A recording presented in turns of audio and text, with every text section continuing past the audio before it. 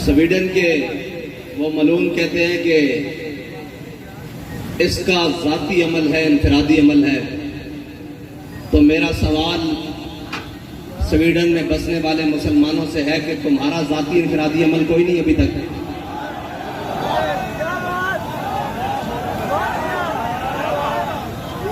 अगर तुम कलमा पढ़ते हो तो तुम्हारा भी जाती इनफरादी अमल इस वक्त बहुत सारे हो जाने चाहिए थे। बस इसका तो दूसरा हल है ही कोई नहीं। और दूसरा, अगर उसका जाती है तो फिर तुम्हारा भी तो जाती खालिद इब्नुल वलीद वाला होना चाहिए। तुम्हारा जाती अमल भी तो उमर बिन खत्ताब वाला होना चाहिए। तुम्हारा जाती अमल भी तो जनाब गाजी इल्मुद्दीन वाला होना चाहिए। तुम्हारा जाती अमल भी तो आमिर अब्दुर्रहमान सीमा वाला होना चाहिए। तुम्हारा जाती अमल भी तो जनाब मुमताज कादरी वाला होना चाहिए। बस इसकी दूसरी कोई राय नहीं है कि उसके खिलाफ क्या बात करें। और एक ऐलान है, वो ऐलान ये है कि लब्बैक के पास हुकूमत नहीं है और हमारे पास इख्तिदार भी नहीं है। इख्तिदार पर यहूद व नसारा के एजेंट और दुनिया के बदतरीन हाकिम हमारे ऊपर मुसल्लत हैं और सियासी खुसरे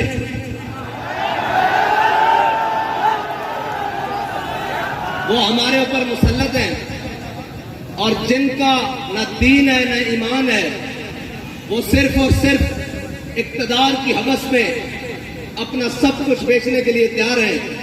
उन्होंने पूरी कौम की इज्जत भी बेच डाली है। मेरा ऐलान पहला तो यह है कि इंशाअल्लाह इतवार वाले दिन जोहर से असर तक पाकिस्तान की हर बड़ी शाहराह पर लब्बैक वाले बैठेंगे, इसलिए कि हमारे पास इख्तिदार नहीं है। आपने घर से मुसल्ला और कुरान लेकर आना है। हाँ, असर से मगरिब तक सबने इतवार वाले दिन कुरान और मुसल्ला लेकर आना है।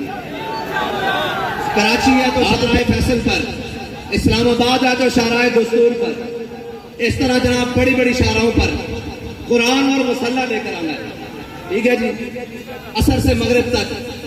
और फिर मगरिब से इशा भी हो सकती है, इशा से फजर भी हो सकती है, ये तो फिर अगली बात है ना।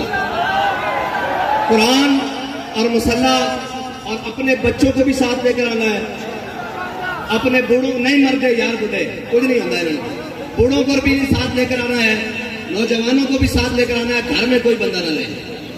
ठीक है भाई, जितने लब्बैक वाले हैं सारे मेन शाहराहों पर, अगर शहर दूर है तो जो उनके करीब मेन सड़कें बनती है वहां पर आएंगे। ये हमारा ऐलान उस वक्त है जब तक लब्बैक के पास हुकूमत नहीं है।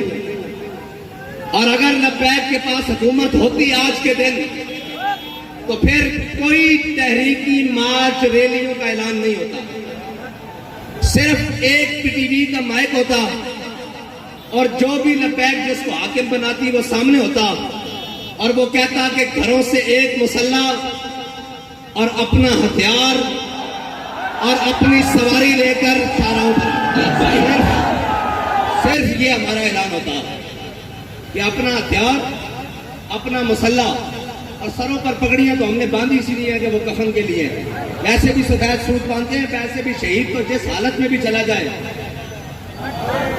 और अल्लाह की कसम, ये यूरोपीय यूनियन नेटो की बात करते हैं, पूरी दुनिया इनके कदमों में आ जानी थी।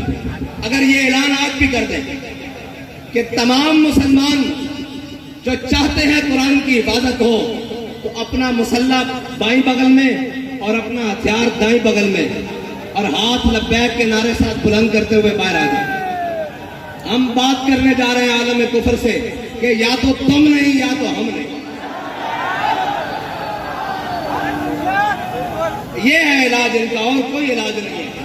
एक इसराइल, इतना सा इसराइल आज उन्होंने इस बात को शामिल किया है कि ठीक है जी मुसलमानों का भी एहतजाज, लेकिन हम इसको इसलिए नहीं चलने देंगे कि जनाब इसमें तौरात और यहूदियों की तौरात और इंजील है जी, ये सारी इसका भी जलाने का उन्होंने ऐलान किया है। लिहाजा हमसे बात इसराइल के सफीर ने की है, हम आइंदा के बाद इसकी इजाजत नहीं देंगे।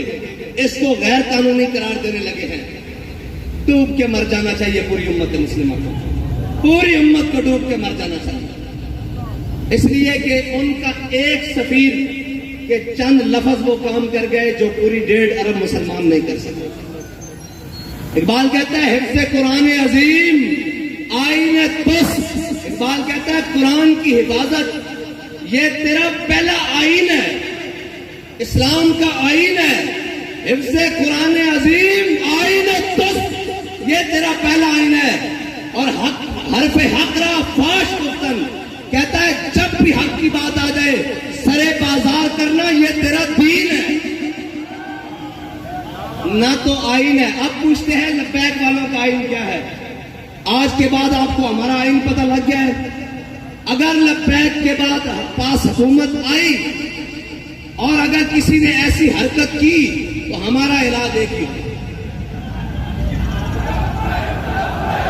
होती है यूरोप को। और मैं कहता हूं दब के लाओ ताकि ना पीड़ पूरी हो गई।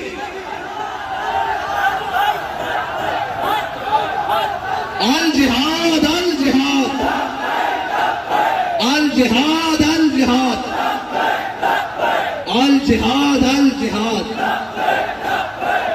और नहीं कोई ऐसी दुनिया अफलाक के नीचे, नहीं कोई ऐसी, इकबाल का कहना नहीं कोई ऐसी दुनिया अफलाक के नीचे बेमार का हाथ आए तख्ते जमो के। इकबाल कहता दुनिया में कोई ऐसी जगह रह नहीं गई कि मुसलमान गए हम वहां इज्जत से हुकूमत कर रहे हैं। इकबाल कहता है उसका एक ही तरीका है कि जिहाद के लिए मोहम्मद अरबी की तलवार उठा लो। नहीं कोई ऐसी दुनिया अफलाक के नीचे बेमार का हाथ आए तख्ते जमो के। और आगे इकबाल कहता है कि दिल की आजादी शहनशाही शिकम सामान्य मौत, ऊपर से लेकर नीचे तक शिकम के लिए बैठे हुए। दिल की आजादी है ही नहीं। अगर होती तो फिर कुरान की आजादी, कुरान के हुर्मत के लिए बात होती, कुरान के तहफ़्फ़ुज़ के लिए बात होती। एक से एक पढ़ के लाइन आए, कहते हैं जी ये जनाब ऐसे आएंगे, ये वो आएंगे, पाकिस्तान को ऐसा कोई भी नहीं मिलेगा। जब तुमने कुरान को छोड़ दिया, हुजूर की नामूस को छोड़ दिया, हमें कोई परवाह नहीं, तुम सारे समेत कर दो, तुम्हारा सब कुछ चल जाए, जमीन और आसमान आफत और बलियात सब चल जाए, हमें इससे परवाह नहीं। जब तुम्हारे दिल में कुरान की अजमत नहीं तो तुम भी चल जाओ, तुम्हारा घर भी चल जाए, तुम्हारे असबाब भी चल जाए, हमारी आंख में भी बल नहीं आएगा। इसलिए हमें अगर तुम्हें कुरान हमें अगर तकलीफ होती तो फिर जो हाथ तुम्हारे जाने वाला है उस हाथ को हम तोड़ते, जो हाथ तुम्हारी जाने बढ़ती उस हाथ को हम तोड़ते। लेकिन अब तो हम दुआ करते हैं अल्लाह तुम्हें और गर्क करे, और गर्क करे, और गर्क करे, और गर्क करे। उन तमाम असबाब को भी आग लगा दे तो तुमने सिर्फ इस्लाम के लिए रखे हुए, इस्लाम की हिफाजत के लिए नहीं रखे। और मैं तो ये कहता हूं कि ये सब हम सब भी मर जाए और हम सब भी गर्क हो जाए अल्लाह की किसी अजाब में। अजाब ही आएगा ना हम पर जब हम मुहाफिज कुरान नहीं है। क्या करें भाई, सब सुबह उठकर सबको इज्जत कुरान की वजह से मिली। बाबा जी जब कुरान की बात आते थे फरमाते थे चलिया सारी गल्ला बाद घरों से कुरान पढ़ने निकले। सब 1974 बाबा जी फरमाते सब लोग पहले कुरान घरों पढ़ने निकले। सब वो क्या मौलवी, वो क्या पीर, वो क्या अल्फाज, वो क्या कारी, वो क्या अवाम, वो क्या जनाब, सबको इज्जतें कुरान की वजह से मिली। किसी का बच्चा कुरान की वजह से ठीक हुआ जनाब, किसी को शिफा कुरान की वजह से मिली, किसी को हिदायत कुरान की वजह से मिली, किसी को ईमान कुरान की वजह से मिला, किसी को इस्लाम कुरान की वजह से मिला। सारा कुछ कुरान के वजह मिलने के बाद जब कुरान की इज्जत की बारी आई है तो हम सब बेशरम बन गए, सब बेशरम बन गए। इसमें दूसरी राय है ही कोई नहीं। क्या करें जी, क्या करें? एक ही हल है कि हम सब मर जाएं और डूब कर मर जाएं। यार एक इसराइली की बात, एक सफीर की बात, सब 57 इस्लामी मुमालिक सब झूठ, 1.5 अरब मुसलमान सब धोखा, कुछ भी नहीं है। अगर होता तो आज कुरान को सरेआम ऐसे कोई न चलाता। और यार बारसाल के चीजें इस तरह लावारिस करके चलाना ये बात नहीं है। बस हमारी बात इतनी है, हाँ आपने आना है और हम क्या कर सकते हैं? कुछ भी नहीं कर सकते। क्या वो सारे मलून हक तो ये था ना कि आज के दिन कहते हैं यौम तकद्दुस मनाना है। मैंने कहा तुम तकद्दुस को छोड़ो, 365 दिन भी मनाओ तो कोई फर्क नहीं पड़ता। तकद्दुस तो वह है कि हमारा बच्चा भी कुरान को सीने से लगा के रखना है। तकद्दुस तो यहाँ से शुरू होता है ना, ऊपर तक जहां तक मर्जी ले जाओ। उसके निफाज की बात करो, तुम आज के दिन सिर्फ 1 मिनट के लिए नेवल चीफ भी बुला लेते, आर्मी चीफ भी बुला लेते, फिजाइया का चीफ भी बुला लेते, सारे आईजीज भी बुला लेते, रेंजर के सरबराह भी बुला लेते, सारी जनाब एफसी के सरबराह भी बुला लेते, सारे वजीर भी बुला लेते, और सारे हाथ में आज कलेशनकोव पकड़कर सफीर को बुलाते, स्वीडन को, उसको कहते हो, तुम कहते हो कि जनाब हमने उसको आजादी दी रखी है, शख्सी आजादी, हम मजम्मत करते हैं, लेकिन उसकी शख्सी आजादी है। एक सेकंड की बात थी, लेकिन कोई नहीं, ना कोई बात करेगा। हम जनाब मजम्मत करते हैं। मैंने कहा मजम्मत की जरूरत नहीं, जब मुरम्मत की ताकत हो तो मजम्मत हैसियत ही कुछ नहीं रखती। मजम्मत तो शाह साहब ने कहा है, ईसाई भी कर रहे हैं, मजम्मत तो यहूदी भी कर रहे हैं, मजम्मत तो पारसी भी कर रहे हैं, मजम्मत तो हिंदू भी कर रहे हैं। तुम्हें अल्लाह ने इसलिए नहीं ताकत दी थी, तुम्हारा काम था तुम मुरम्मत करते। हाँ, जिस तरह उनकी मुरम्मत की है जिन्होंने तुम्हारे घर को जलाया।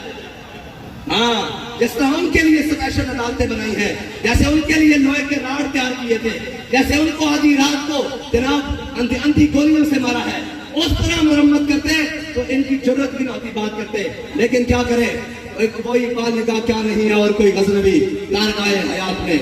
लेकिन इंशाअल्लाह अगर बात इस हद तक आ गई है तो फिर अल्लाह को भी तो कुछ मंजूर होगा, फिर उसकी कुदरतों को भी तो कुछ मंजूर होगा कि वो अपनी कुदरतों से इस्लाम के मुहाफिजों को गालिब लाएगा, दीन के मुहाफिजों को गालिब लाएगा, इस्लाम के मुहाफिजों को गालिब लाएगा। मैं बड़ी उम्मीद से था कि ये हमारी हमसाए मुल्क इन्होंने जनाब हुकूमत हासिल की है, ये तो बुलाएंगे ना इनको कि हम कुरान के नाम पर आए हैं। लेकिन नहीं, खाली निकले ये भी खाली निकले। कुरान की इबादत के लिए कोई नहीं, ये तो फिर हुकूमतों की लड़ाई रही, ये तो फिर रियासतों की लड़ाई रही, दीन की लड़ाई खत्म।